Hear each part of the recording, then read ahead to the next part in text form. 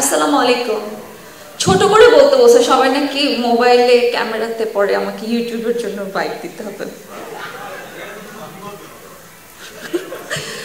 কে যেন তুমি বলছো? আচ্ছা,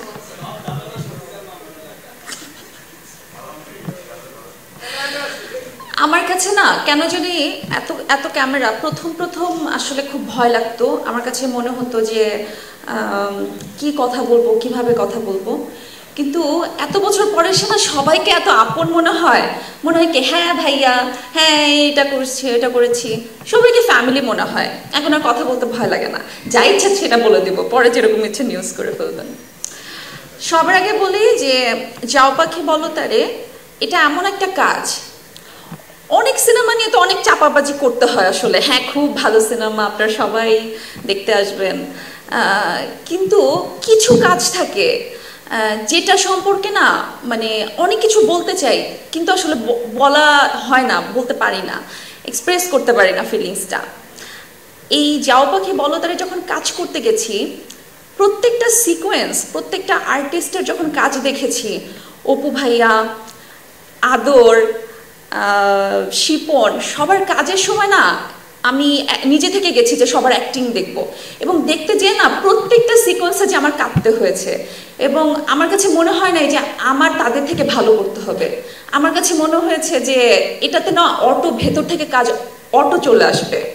সো এখানে আসলে আমি অভিনয় করি নাই, এখানে আমি এই ক্যারেক্টারটার ভেতরে ঢুকে গিয়েছিলাম, চেষ্টা করেছি ঢোকার জন্য। কতটুকু ঢুকতে পেরেছি জানি না, বাট আমার মনে পড়ে যে শুটিংটা করতে যে না এত মজা লেগেছে। কোনো শুটিংয়ে আমি এত এনজয় করি না।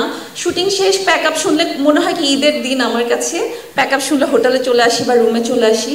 কিন্তু এই শুটিংয়ে সবাই মিলে যখন প্যাক আপ হতো, সবাই মিলে গাড়িতে একদম হচ্ছে, তখন রিসেন্ট যে গানটা ছিল ওই গান ছেড়ে সবাই মিলে চিল্লায় চিল্লায় গান গেতে গেতে তারপরে আমরা যে যার হোটেলে বা যেখানে থাকি সেখানে ব্যাক করতাম। তো এত মজা করে কোনো শুটিং আমি কখনো করি নাই এই 10 বছরের ক্যারিয়ারে। সো 10 বছরের ক্যারিয়ারে অনেকগুলো ভালো সিনেমায় কাজ করেছি, অনেকগুলো হিট সিনেমায় কাজ করেছি, কিন্তু যাও পাখি বলো তারে আমার সবচেয়ে বেস্ট সিনেমা। এটা আমি প্রমিস করে বলছি। যে আমি জানি না দর্শক কি বলবে, দর্শক তো পরে বলবে। আমার কাছে মনে হয় যে সাংবাদিক ভাইয়ারা, আপনারা আমার কাছে মেন। আপনারা প্রত্যেকজন একবার করে হলেও সিনেমাটা দেখবেন, দেখার পরে আপনারা লিখবেন যে ছবিটা আপনার কেমন লেগেছে। সেটা দেখে যদি কোনো দর্শক যাবে, কিন্তু আমার মনে হয় যে আপনারা সবাই আগে দেখবেন, দেখার পরে আপনাদের এক্সপিরিয়েন্স লিখবেন। এত ভালো সিনেমা, যারা ভালোবাসতে ভুলে গেছে এই সিনেমা দেখে তারা নতুন করে ভালোবাসতে শিখবে আমার কাছে মনে হয়। এবং প্রত্যেকের জীবনে এই ছবিটাতে একটা ক্যারেক্টার আছে মজনু, যেটা আদর কাজ করেছে। এবং এই ছবিটাতে কাজ করতে যেয়ে না আমি একটা কি বলবো, একটা ঘোরের মধ্যে ছিলাম অনেক দিন, যে আচ্ছা আমার জীবনে কেন কোনো মজনু নাই, এরকম একটা মজনু থাকা উচিত ছিল। তো আমার মনে হয় প্রত্যেকের জীবনেই আসলে একটা মজনু আছে। ছেলেদের জীবনে লেডি মজনু আছে, আর মেয়েদের জীবনে তো ছেলে মজনু আছে, কিন্তু কেউ জানি কেউ জানি না।